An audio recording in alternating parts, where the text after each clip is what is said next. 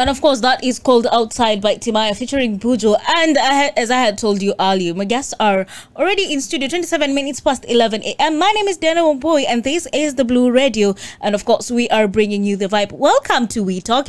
And my guests are already in studio. So without further ado, good morning, ladies and gentlemen. Good morning. Good morning. How are you? Fine. How do you feel? Excited. Excited? Yeah. Why do you feel excited? Oh my God. Because we actually won the 3.5, which is actually the ultimate prize in the Mombasa Plastic Prize. Oh, so you guys are from Mombasa Plastic Prize. Yeah. That is amazing. Thank you. So take us through the journey. Okay, first, let us even know your names. Let's start from the lady. Ladies first. Okay, my name is Zainab Mahmoud, and actually a student at Kenya Methodist University, main campus Meru. I'm taking a Bachelor of Medicine and Surgery, and I'm a winner at the Mombasa Plastic Prize. Ish. Yes. Pole winner. You are sorry. My name is Churchill Murioki. I'm the Quality Control Manager at Twende Green EcoCycle. Ish. Hey, let's go to you. So my name is Lawrence Kosgei. I'm currently a mechanical engineering graduate from Technical University of Mombasa. I am the production manager at Twende Green EcoCycle. Yeah. And this young gentleman here. Okay, my name is Faraj Ramadan. I'm the finance at the Twende Green EcoCycle. Faraj, mmesikia watu na macheo hapa hivi. But you haven't said your position in... My position at Twende Green EcoCycle is Operations and Communications Director. Wow. So what is Twende Green? Let's start from there.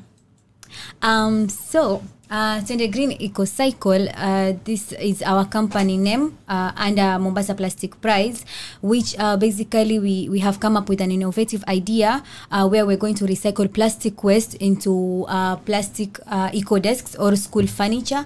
So we are currently tackling two problems that is facing Mombasa, which is plastic pollution, specifically marine plastic pollution, and also plastic pollution in the informal settlements, and also the problem of insufficient desks in schools where students have to like get cramped on desks and congested, and they're not comfortable, which for want to be successful in the education, you have to bring the comfortability aspects to the students so that they can associate education with happiness and not associate education with pain. So basically that's what we are doing as Twende Green. Yes. So let's go back before we come to the solution and what you were doing. How did you get into Mombasa Plastic Prize? So first of all, I remember it was last year. I saw an advert on this Instagram.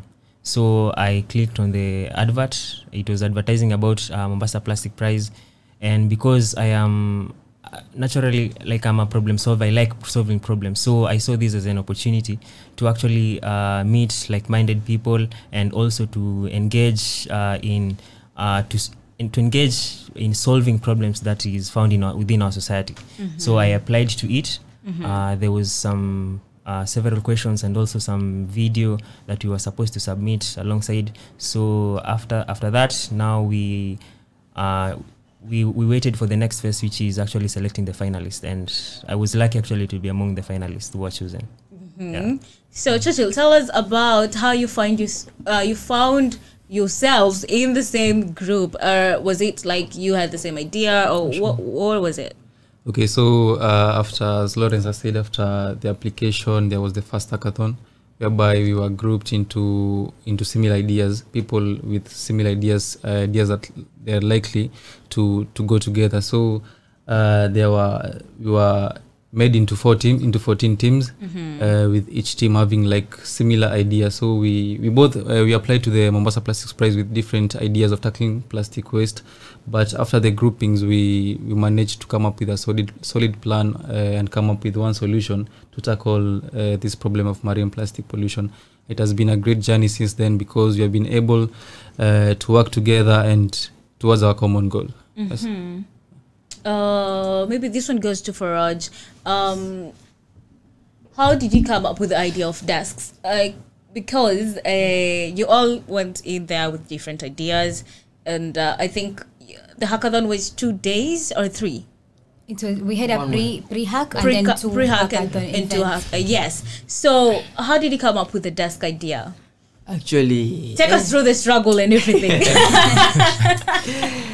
okay, I can say that tumetoka mbali. Yeah, because our initial idea, we wanted to come up with an RVM, reverse vending machine. Yeah, whereby we wanted to keep that RVM in the streets to help in tackling this plastic pollution in the environment. Yeah, so as the times goes, we saw that very technical. Yeah, it needed a lot of time. Complicated. Yeah, very complicated. So we had to shift. Then we saw a gap in the educational sector, like the CBC program. Nowadays, like most of the majority of the students in the private sector, they had to shift from private schools to government schools, because most of the government schools is where the CBC is conducted.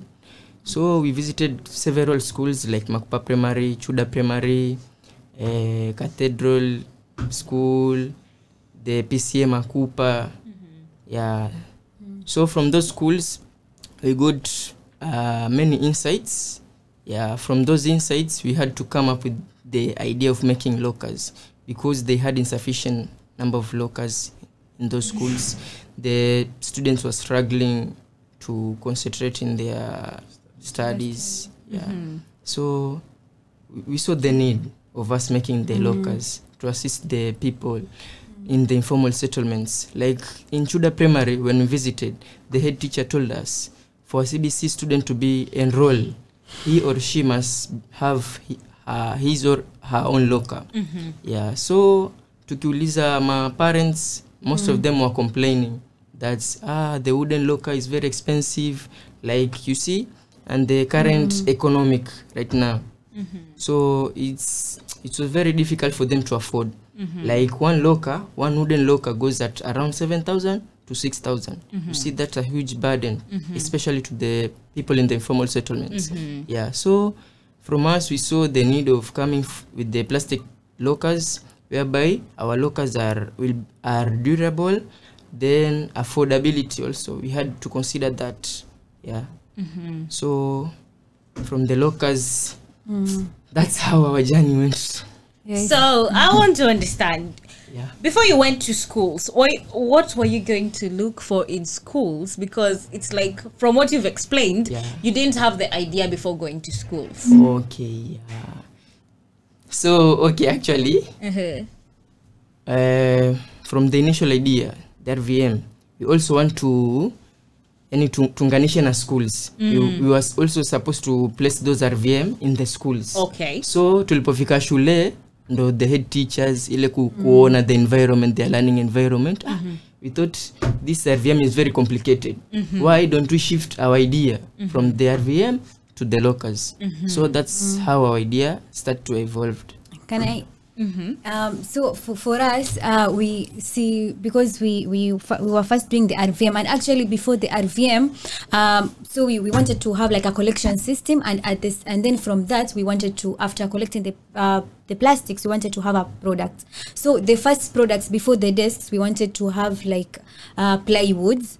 So when we were doing that, and then we found the RVM is going to be complicated, and we actually had very little time. We had minimum time, and even in the financial part and the technical part, it was going to be a burden on us. So we decided to go on a more simpler term, and we wanted to go with simplicity, and with that simplicity, we wanted to solve like create a greater impact, and also achieve like solve like two problems at once. And that's why when we did away with the RVM, now when we went to schools and we realized like that gap, and it needed to be solved. So also another thing is that we wanted to link education.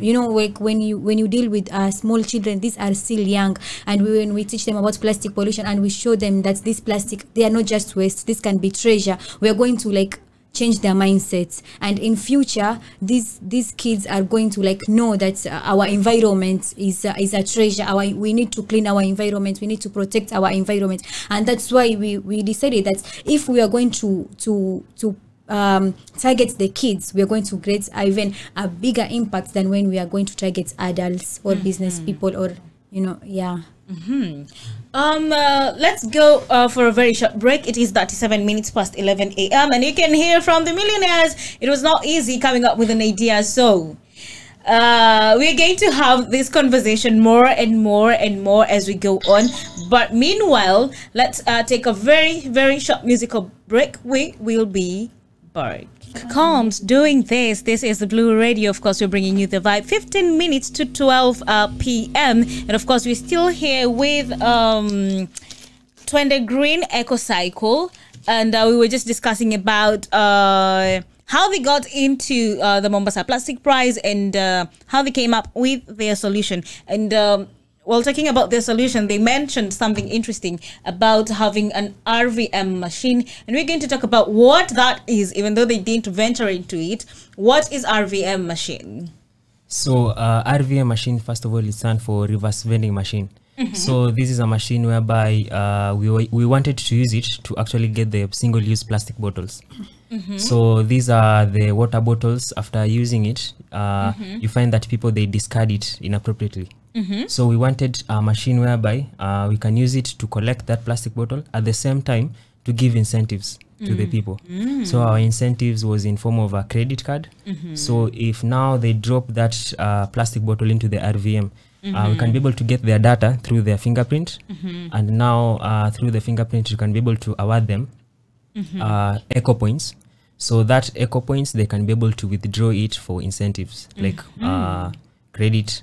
Actually, at that time, we wanted to reward people with credits. Okay. Yeah. Well, is that something that you think you'll want to venture in even after making the eco desk and a furniture? I'm sure. Is it something that you're looking forward to do? Yeah, sure. Actually, it was just we looked at the Mombasa Plastic Prize timeline, and we saw that it was really short.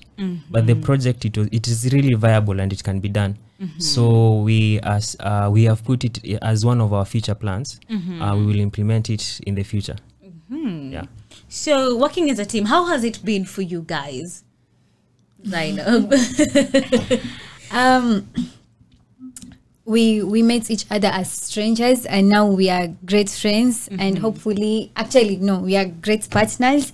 And always, when you're in a journey, it won't always it won't always be a bed of roses. Kuna some challenges that you guys are going to face, because obviously kila mtu hapa ako from a different background, we have different thoughts. So but what I really liked about our team is the kind of understanding. Like, we already know, yes, we have different understandings, we have different thoughts, different ideas, but we had that listening to each other and trying to find a better solution that is going to be best for all of us, that is going to be best for the community.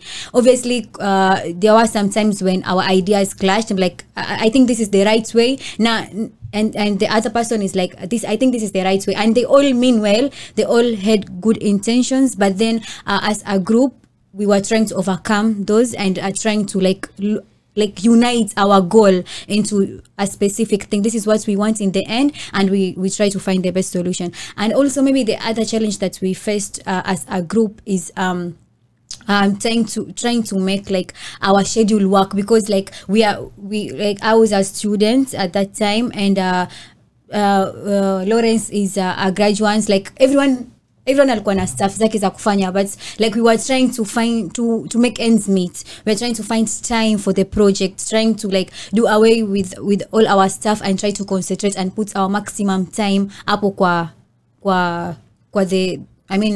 the project. So I think that's really helped for us. We did away with our challenges. We tried to overcome. We worked together, and unity is the best thing. And what was in our group remained in our group, and yeah, that's it. Well, thinking about challenges, did either of you or at any point think, okay, well, this is it, I am just waiting for May to come so that I can just get out of this group, whether the million comes or not, I don't care, I want to get out of this group?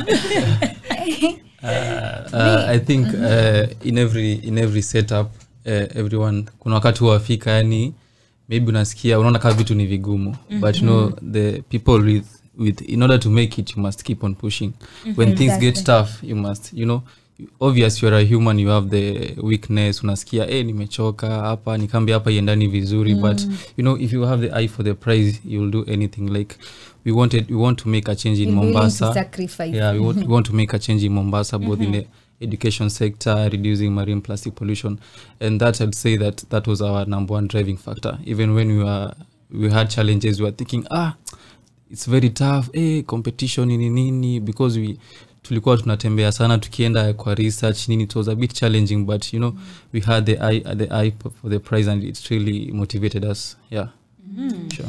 Great. So well, the journey and all, take us through how do you come up with a desk from plastic? Like, I've used my bottle, I've thrown it away. So how do I end up coming with a tangible product, a desk that is eco-friendly? Take us through that. Is it the product developer? So I am the production manager. So first of all, we start by buying this plastic waste. So we buy it from the community-based organization. We buy it from individual plastic waste collectors and also the plastic selling companies. So when you get this plastic waste, now we take it to our warehouse. So in our warehouse, this is where we process the plastic waste first. So in the processing of plastic waste, we first of all need to sort it, to separate now the plastic which we need and the ones we don't need. And then we clean it, and then now we shred the plastic waste. So in the shredding process, we convert it into plastic flakes. So these plastic flakes, they are now ready for the manufacturing process. So in the manufacturing process, we have the press molding machine.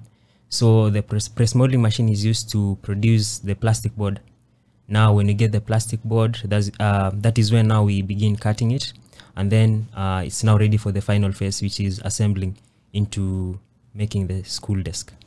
Yeah, I'm sure you guys are not the ones who did that like on your own. Did you have to outsource, like look for labor or the machines themselves? Because I've had a lot of machines in there. How did you end up having the product in terms of labor and the machines? Okay, so yeah, it's true we didn't have the machines because for now the machines like are so expensive to buy, and we didn't have we had a financial problem at that time. We didn't have that money to buy the machines, but we had an option to outsource these people.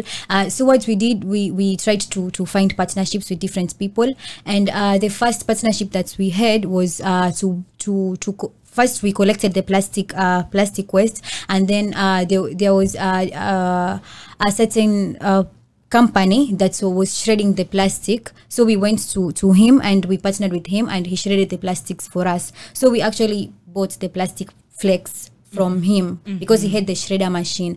So from there we actually looked for companies in Mombasa that can compact, because we wanted to do the press molding whereby we can compress the plastic into plastic boards. So we tried to look for different companies. We contacted different companies in Mombasa, Lamu, but we couldn't find. So the last option was to go to Nairobi. So we got another company in Nairobi called Ecotech. We got the number, contacted him, and then we went to him in Nairobi. The owner was called Jasbinda Chana. He was so supportive. He's such a generous and good person. So he actually agreed to do that for us. So we transported the plastic flakes to him, and then he compressed and did all that thing. And in the end, we had the plastic board. So from there, we still didn't have the assembling, cutting stuff and all that. So we came back to Mombasa with our board again, and partnered with a youth workshop. So they actually do carpentry and welding.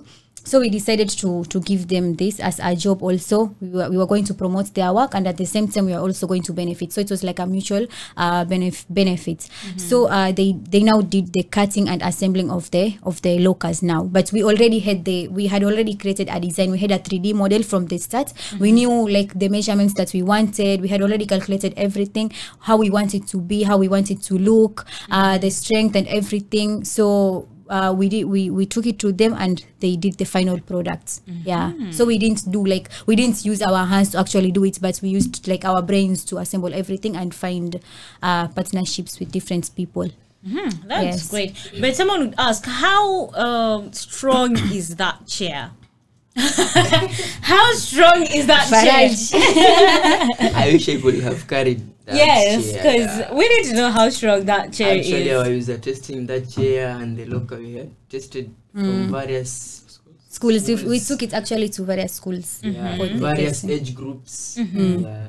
So it's Various very weights. durable. Various and also the judges in Mombasa Plastic Prize also tested it. Oh, they certainly. Yeah. Oh, They right. checked the So it quality and is very everything. strong. Very strong. More than I can assure you, more than the wooden desk. Oh, yes. wow, great. And before we even went for the break, Faraj mentioned something about cost, about affordability. Yeah. And we're going to come right to that after this break. Help us understand how affordable it is and why should I take that instead of the wooden one, right? It is 5 minutes to 12 p.m. We're going for a very short break, but when we come back, we're going to look at the cost and how they actually ended up winning the Mombasa Plastic Prize. Don't go away. But meanwhile, by the way, kuna mtu hapa anapenda Konde Boy, so you know what? We're just going to have to play his song.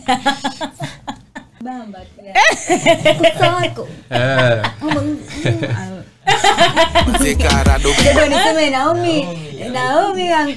Whitborn. No.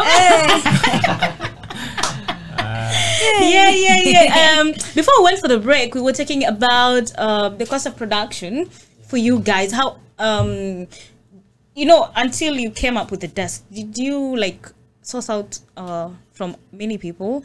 You said you sourced out, of course, and did you get people who were giving you different kinds of prices, and then you had to compare? And at what point did you think, okay, this is affordable cost of production, and take us through the process of actually coming with a price that is affordable to people, even from the informal settlements? Faraj. Okay, thank you. We had to compare our competitors, their prices. So we visited. So who's your competitor? Let's start from there. Our competitors, most of them are the wooden carpenters who are manufacturing the lockers using the wood. Yeah, so we visited three workshops within Mombasa Island, then 2 in Likoni and 1 here in Kisauni. So around most of them, they were saying that one set of locker, the locker and the chair, goes at around 6,500 to 7,000. If you buy them at wholesale price, it's around 6,000 for a single locker. Yeah, so we using their prices, we adjust. We had to adjust our prices so that we for us to thrive in the market, Yes. we have to at least reduce our prices. So for us, actually, because we use the metal, hizo ndo kidogo zilikuwa expensive. The metal, the support. Oh, the support. Because the frames are still the metals. Then from that locker, the plastic. So metal kidogo ilikuwa expensive. But in future we are planning to make it full furnished with the plastics. Yeah. So how much does one desk cost? Okay. So through the production cost. Our production cost for one locker, it was around 3,200. Yeah. So from the production cost, we arrived to 4,800 for a single locker. Wow. The locker and the chair. The locker and the chair. Yeah, one set. Yeah. Okay, that's great. 4,800. You can see the margin from the wooden locker and ours. Oh wow. Yeah. The next question would be then how are you going to distribute these lockers? Is it more of you're working with schools, or how are you going to do, or you're just going to have a yard where you're going to make them and then anyone who wants a locker can come to your yard and take one as they go? How is it going to be? So for now, as a start, we are actually working with contracts and tenders, but we agreed as a group or as a company that we will not limit ourselves to specific customers.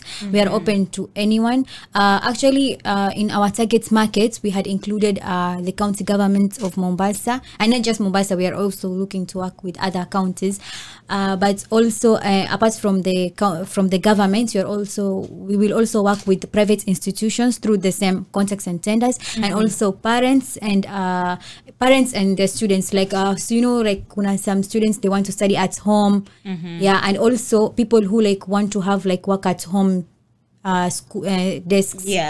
So we are not going to limit ourselves to specific category, but for now we are actually doing our best to work with tenders and contracts, so that we can have like mass production. Let's move to the point where we all knew who are the winners.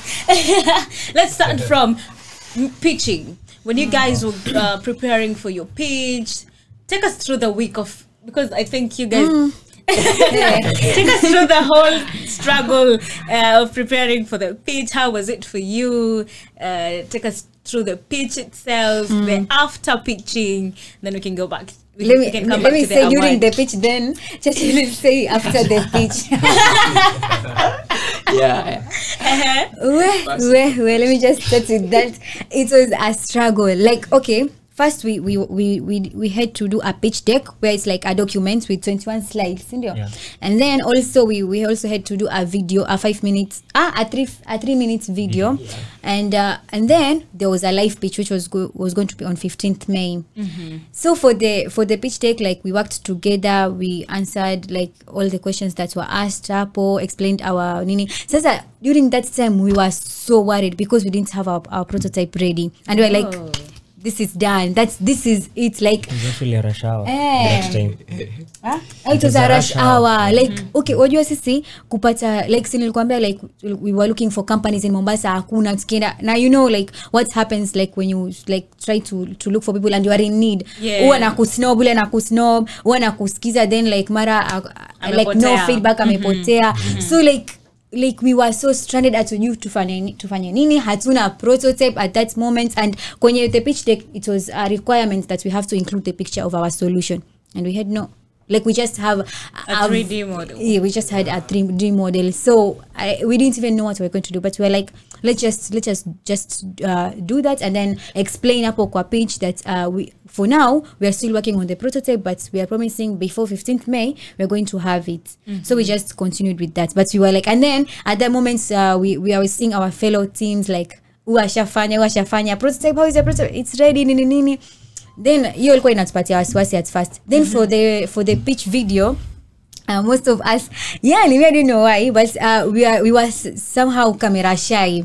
So tuko hapo, so we had a videographer akuja atuchukue, and then it was on Eid day, it was Ramadan, so for me and Faraj it was a bit difficult trying to get out from home and coming to Swahili Port and try to like film for the pitch. And then we also had a problem of like, how are we going to summarize everything in 3 minutes, something that we've been doing for 5 months, how are we going to like explain everything in 3 minutes? So those like that's nini, but kidogo like we got advice from people, nini, like we always, like for us we always used to ask how do we make it better, how do we, like we didn't like just use our brains and just go with it, we ask and people give us advice and we used to follow.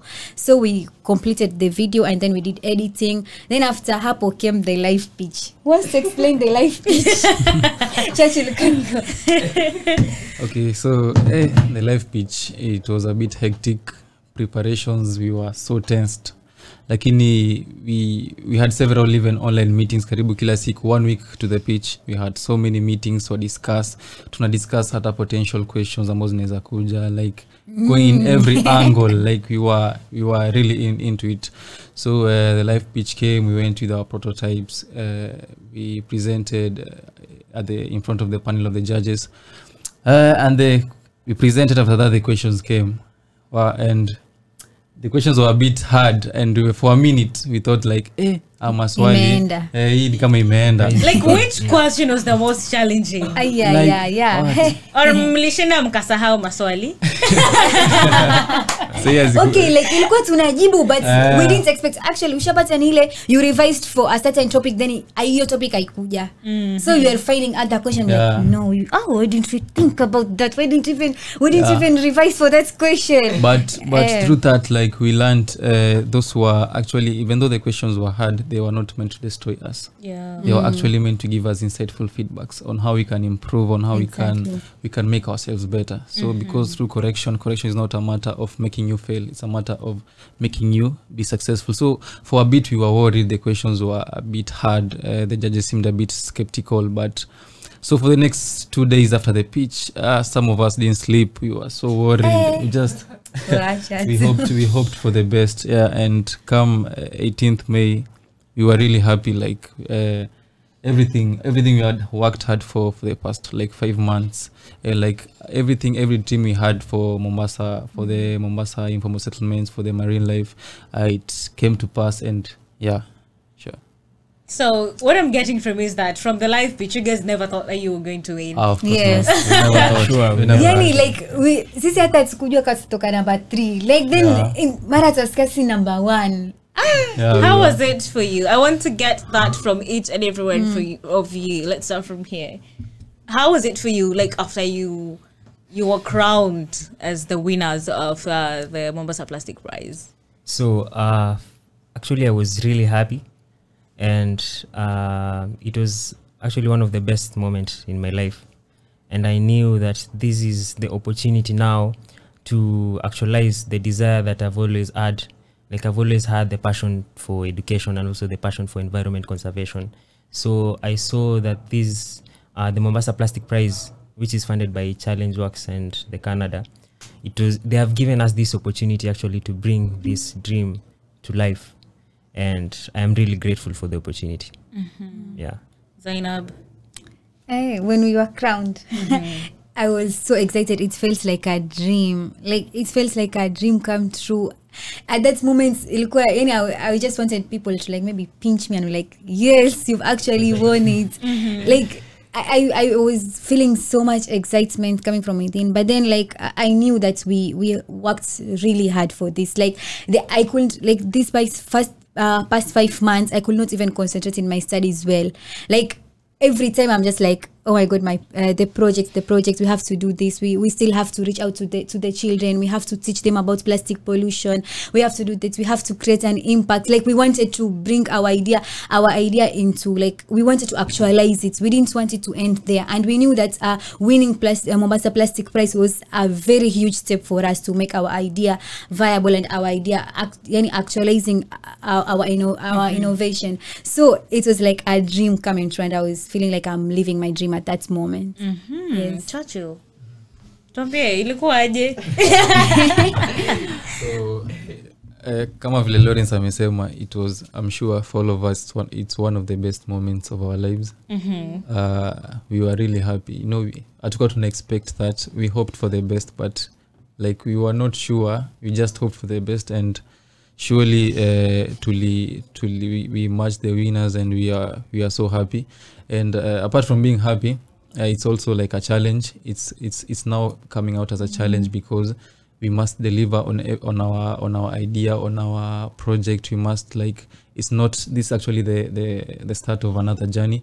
So it's kind of a challenge that we are entering into another phase of our lives, and to another phase of Mombasa Plastics, and making the change to our community.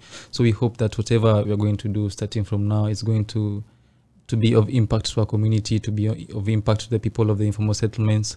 Yeah, it was a great experience. Faraj, we all saw you. Saw you. Let's start from there. Tulikuona. To me, had two emotions. I felt like crying. You didn't cry. Don't say you. You didn't cry. So We saw you. You were like this. It was his birthday. Yeah. So it was a very good birthday gift. It was your birthday. Yeah. Oh my goodness. Wow. So you can feel. Mungu wa Faraj. So that's, you're taking it as a challenge to us, because we had the dreams of empowering our fellow youths and tackling the global warming issues in our environment. So we are taking it as a challenge. For now, we have forgot all the joy things. Ile furaha yote nini. We are mainly focused on bringing that our idea into life. Yeah, we want to change other people's life too. We want to clean our environment. Yeah, using that idea. Yeah. Great. Now, as we wind up, if maybe one last thing that you want to tell anyone who's listening to you about anything, about plastic, about life advice, anything. Let's start from you, Chachi, since you have the mic. Okay, let me start. First of all, I'd like to say that plastic pollution, as much as at 20 Green Ecocycle and also all the other people and teams are trying to solve it, it all starts from a personal level. We might recycle all these plastics, tunazichukua, tunatoa kwa streets, tunageuza tunakuwa loka, but kama watu, they are not conscious of their own waste, on how they need their own waste, so it would be like it's kind of futile. But we must take it as a challenge, as an individual person, as an individual soul. It should be your everyday effort to plastic zako kitumia, make sure to reduce, reuse and recycle. Yeah, so it's on a personal level. We should all try. The change starts from us. Change starts from our individual selves. Yeah, so let's continue. Hata ukiwa pale nyumbani, endelea tukuhimiza brother zako, sisters zako on plastic pollution and the dangers, because honestly, say plastic pollution, it's a very critical thing in our country, in the world right now, in the marine ecosystem. Yeah, so it's not like something lately. It's something deep. It's something that can really impact our future and as a country and as the world. Yeah, so let's start from our individual and try to make the changes from the individual person. For Raj. Okay, the only thing that I'll say to the public that they should take this plastic as plastic are not waste. Plastic ni mali. Yeah, you should practice segregation at the source. In your house, you should have different bins, like the organic waste. You have their own places. There another bin for placing the plastic. Yeah. So the only thing that I could urge them, they should practice segregation. Yeah. Lawrence? So maybe just a word of encouragement. I would like to echo the words of Barack Obama. He said, what did he say? Yeah, what did he say? Tell us, Lawrence. So Barack Obama once said that we are the first generation to experience the effects of climate change, and also we are the last generation to actually do something about it.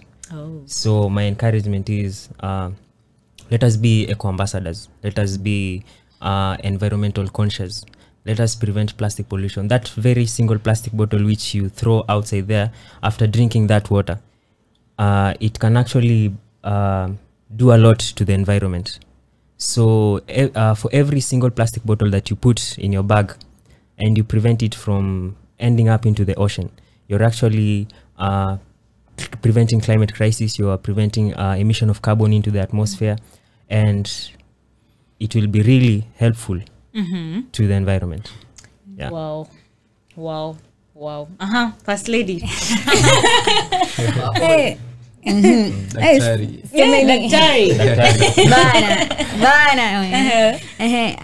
So many things have been said about plastic pollution. I would like to also to kutilia mkazo on that. Yes, it is true, plastic pollution is a crisis. It's like a global crisis, and it all starts on a personal level, as Churchill has said. And okay, apart from that, I would like to encourage the youth in not just Mombasa but everywhere in the world. Kama sisi say we are all young. We are not hatujafika hata 25. Tuko hapo 23, 22, and we are now like change makers. We are trying to make a change in our society, in our community. I would also like to encourage problems see plastic pollution peke yake. There are so many problems out there. Try to find a problem, have passion in it and determination, and try to change that. Be the change makers in our society, because sisi youth, we are going to be the future leaders. If it doesn't start with us, it start na nani na wazee ndio hao wanaenda like let us take it as a responsibility to try to solve our own problems, and also tushikilie mikono hawa watu, yani ndugu zetu wadogo, watoto wadogo, tuwashikilie mikono and try to create positive mindsets in them, trying to create positive impact on them, try to teach them like the better ways of life, because if we destroy our planet, who is going to make it for us? No one. We are responsible for our planet, we are responsible for our lives, we are responsible for like everything that is around us. So yes, and the last thing I would like to say is that keep on dreaming, dreams do come true. Oh, Yes. great. Thank you. Nataka kutuma salamu. Okay, si salamu but si salamu but we tuko na our social media pages. Oh, Yeah. yeah. I forgot about that. We have our Twende Green, EcoCycle, Facebook, Instagram, Twitter, tuko active. LinkedIn, you can follow us. We also have our website, twendegreen.co.ke. You can go there, you can check out the stuff, you can check products. out our products, and everything that we are doing. Yeah. So Twende Green, Ivo peke yake. Yeah, or Twende Twende Green. Green EcoCycle. Twende Green. Twende you Green. Twende Green. I think Just it's our that. website, ni twendegreen.co.ke. All right, you can check them out at www. www.twendegreen.co.ke or their social media handles and at LinkedIn, all social media Twitter, platforms. okay. You can follow us at Twende Twende Green. Green. Twende Green, yeah. Thank you so much, guys, for coming. It's been a pleasure. It's been a pleasure to host Millionaires. I can't wait to see the good things that you guys are going to do. And the fact that you've started this journey, it's going to be a very long, good journey and a very positive one. So congratulations to you. Thank you. And Thank you. Continue impacting the world. Thank you so much. Thank you. Yeah, that was it with Twende Green EcoCycle. It is 25 minutes past 12 p.m. We're going for a very short break. We'll be back with more. You're listening to Blue Radio, bringing the vibe.